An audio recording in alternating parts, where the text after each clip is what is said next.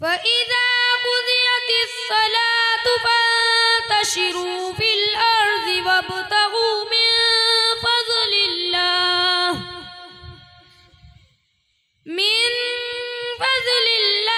واذكروا الله كثيرا لعلكم تفلحون. وإذا رأوا تجارة أو لهوا انفضوا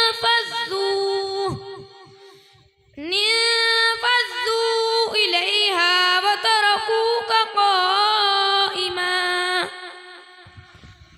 قل ما عند الله خير من اللهو ومن التجارة والله خير الرازقين.